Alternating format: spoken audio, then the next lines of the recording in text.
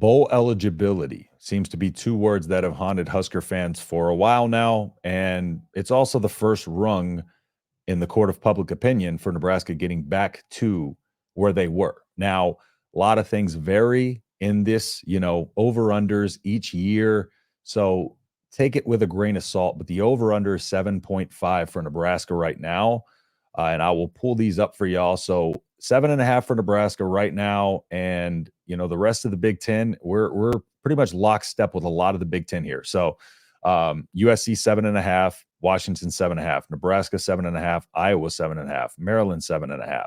So logjam right here with these teams, looking for who's going to kind of separate themselves and who's going to fall into the pack. And then, of course, you have the two big dogs, 10.5, 10.5. 10.5 is actually the highest total in college football. So no teams are over that amount. So just for what that's worth. What I'm going to do here is I'm going to run through the schedule. Way too early prediction before anybody comments and lets me know way too early. And, we're having fun with this. So join the conversation below. Let me know what y'all think. Let me know what y'all's predictions are for the season. And, for those of you that may think I'm overconfident or whatever, we're just having fun with this. But this is my, honest opinion up until this point. So I'll run through these here. First things first, my name is Justin Adams. If you like what we do here, please consider leaving a like and subscribing. It really helps me out, and I really appreciate everybody's support. So without further ado, let's just get into what you came here for. So let's go ahead and just start with week one. Why don't we? Week one, August 31st. Hold on, let me remove my display name there. Week one, August 31st against UTEP. Not going to spend too terribly much time on this. 2023 record, 3-9. Opponent's point per game, number 119th. 119th. Sorry, I fixed that going forward. Opponent's points per game, 88th. So, yeah, this one's going to be a W. Nebraska's going to come out the gates and are 1/6 of the way to bowl eligibility. So, starting an opener, doesn't matter who you're playing, with a win is huge. Okay, so that will bring us into the big showdown, probably going to be Fox Big Noon kickoff in Lincoln. I will be flying out to Nebraska for this game. Super excited about it. But Colorado, September 7th, coming into Lincoln, 4-8 last year. We know how that game went.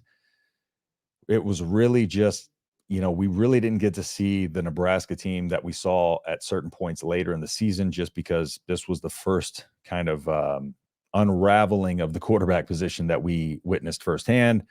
Minnesota, there were some growing pains, but it was the first week of the season, so we chalked it up to that.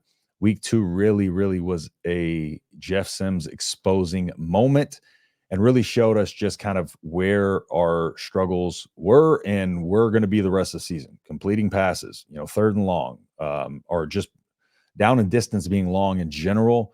It was just a game of turnovers, and then the altitude eventually got to Nebraska. Our game plan should have been go in there, pound the rock, wear their smaller defensive line out, and then win the battle of attrition in that altitude. However, it went the other way. Defense couldn't stay off the field. Sims kept turning the ball over.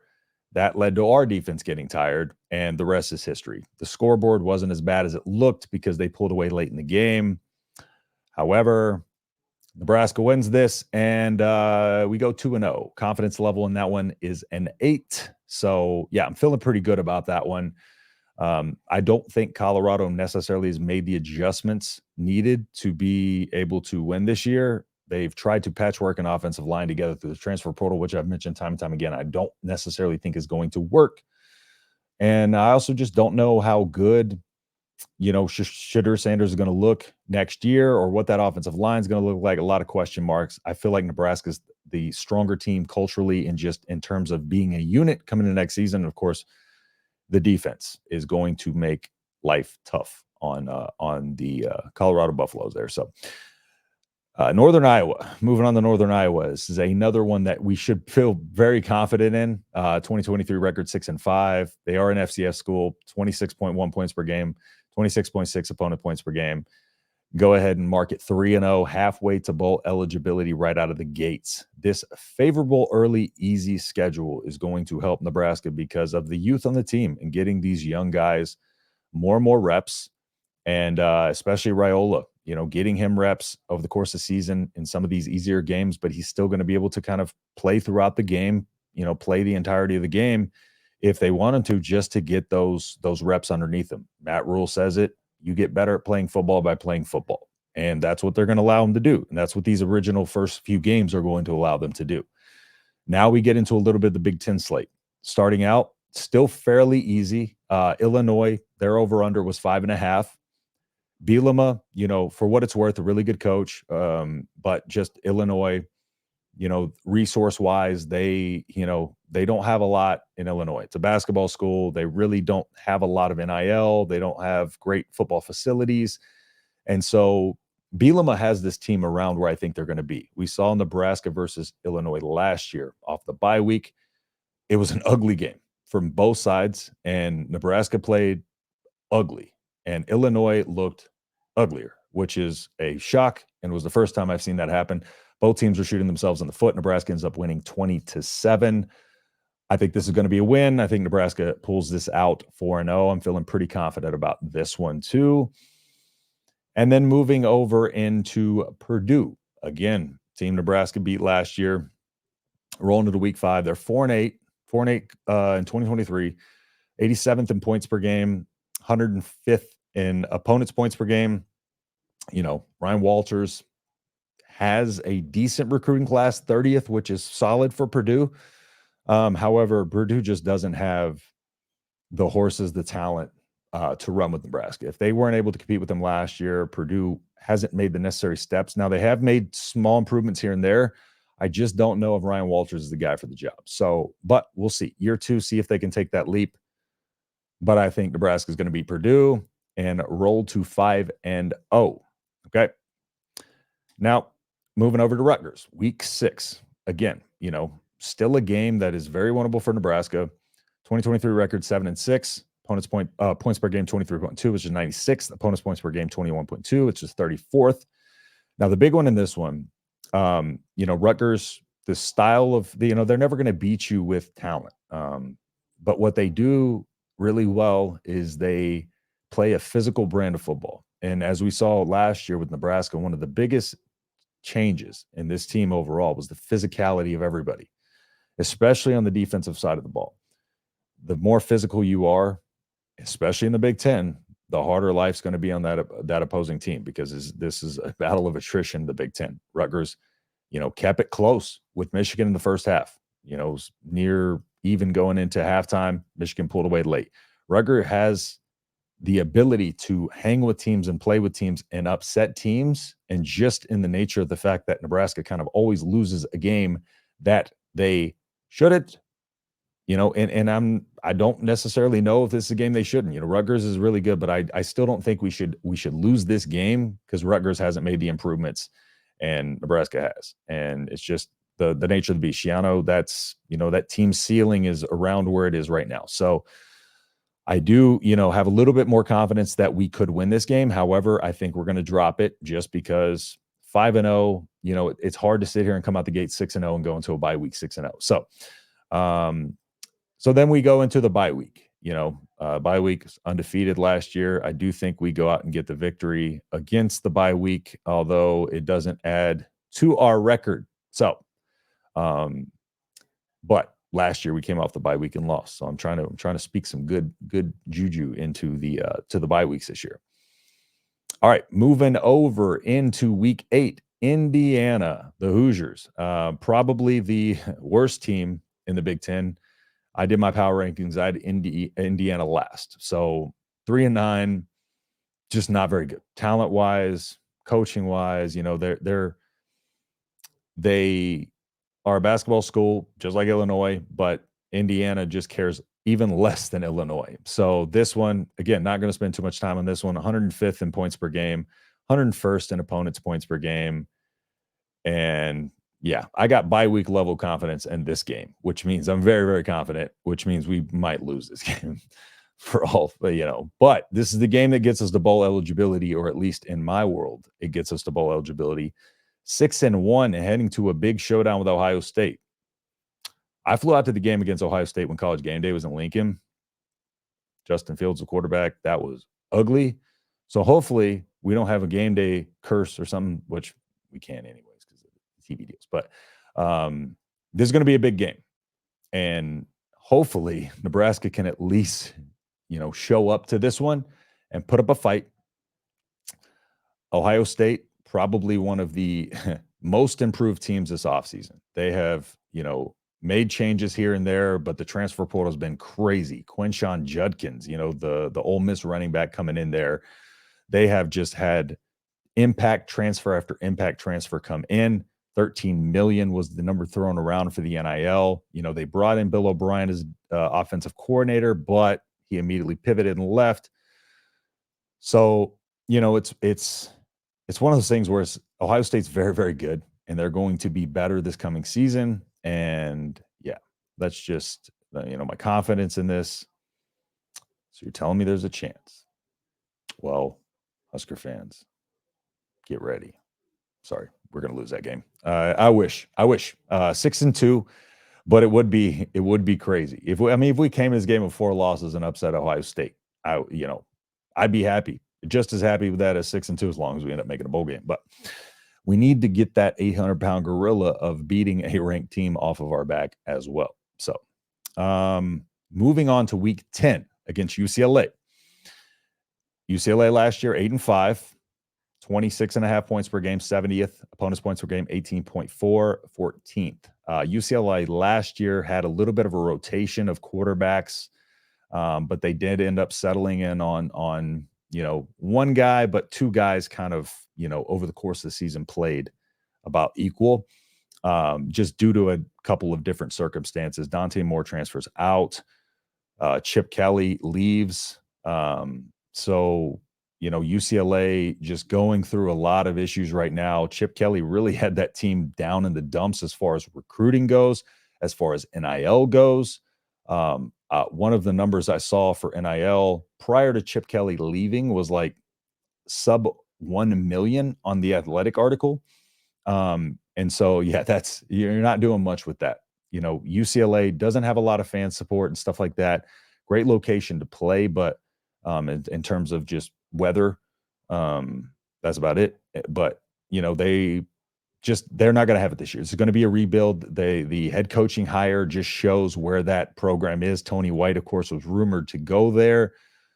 I didn't think Tony White was going to leave just because that situation itself. I know he went to school there. I know he's an alumna there, but that's not everything. That UCLA, team, that, organization, it's going to be a long, long time before they kind of are able to kind of restock that and get up to the top tier of the Big Ten or middle top tier.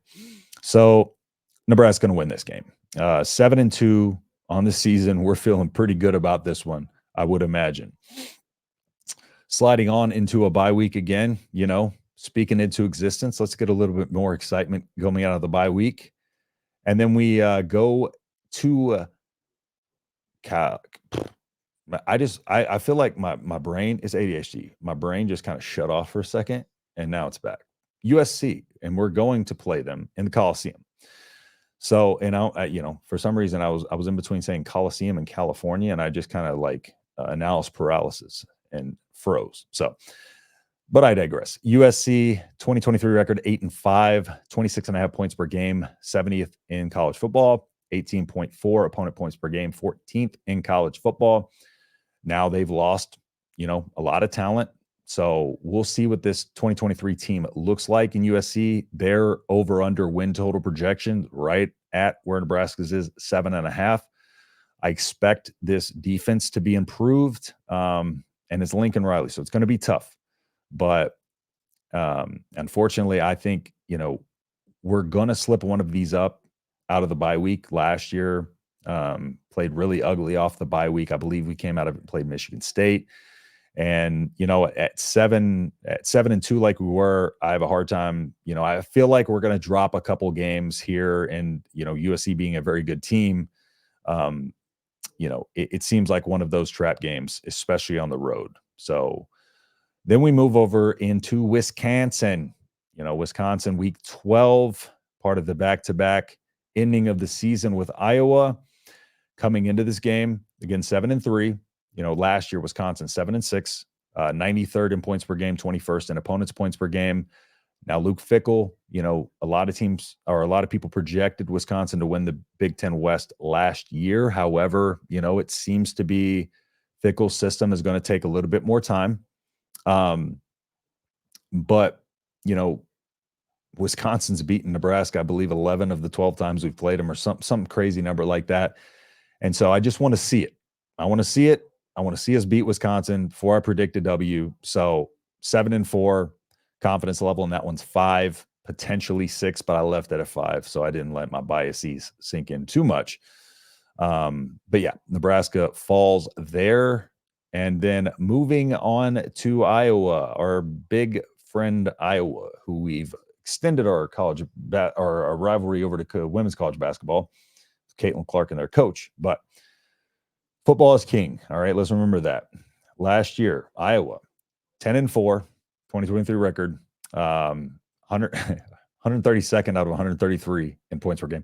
I don't know who the 133rd team is. I need to go look that up because I was really curious who finished behind them. Might have been the bye week, actually.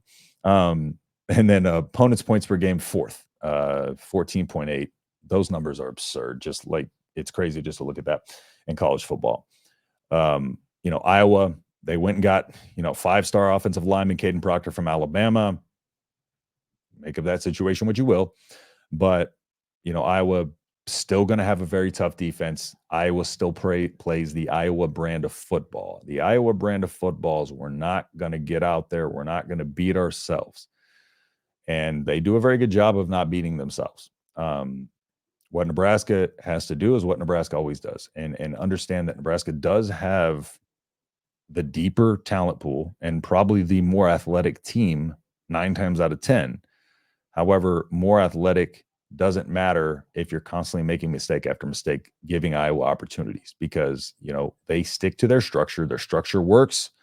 And, they've been able to pull out wins against us. And this last year, for what it's worth, we threw it away at the end, but Iowa did what they do, waited for the basically 40 some odd seconds left, and then rattled off their longest run of the day to get into field goal range. It just doesn't make sense. But Husker Nation, be happy. We are going to beat Iowa and finish the season 8-4. We're going to finish the season slightly over the 7.5 that FanDuel has. So bet the over, hammer the over, bet your life savings on it. Just kidding. Do not do that. I'm not here for betting advice, but I think we would all be happy with an 8-4 record. Vegas tends to be a little bit conservative with their rankings, which is why I'm surprised. I'm a little bit surprised at 7.5. I thought maybe they'd have a 6.5, but I like it. I do think the growth and the jump this team is going to make from year 1 to year 2 is going to be massive. Not only because it's Matt Rhule year 1 to year 2 jump, but because of the changes this team has made. 2 wideouts, wide receiver 1 and wide receiver 2, locked and loaded, ready to go. A 5-star QB in Dylan Rhule, albeit young. These young guys got an extra year of experience. We have the 3rd most returning talent in college football at 77% of our production, which usually means, by that standard and by the data set that they use, that team will improve by 14 points or 3 wins, which last year would have moved Nebraska from 5 wins to 8 wins. So just keeping that in perspective too, just based on that and how those numbers usually translate over time. Nebraska's in a very good spot, and it's just going to be a matter of, can we finally execute?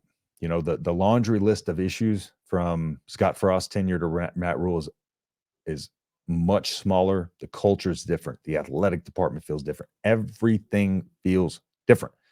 And I 100% think that can equate to 3 extra wins. I don't think that's out of this world to think about, especially when, we were 5-4 last year, 5-3 at some point, and only finished with five wins, but we should have won a few of those games. So, but that'll do it for me here. Again, thanks everybody for tuning in to the schedule prediction, the way too early schedule prediction. So again, if you're tuning in and you want to roast me for this, right? Understand, it's way too early for a reason. Just having fun with it a little bit in this offseason. And I'm going to redo these before the season starts. with my updated stuff, a little bit more in depth. But like I said, just want to come on here and have a little fun with this. Y'all voted on the community tab. This is one of the videos y'all wanted just a little bit more in depth. And so yeah, if you like what we do here, please consider liking and subscribing. But outside of that, I will see you on the next video. Peace.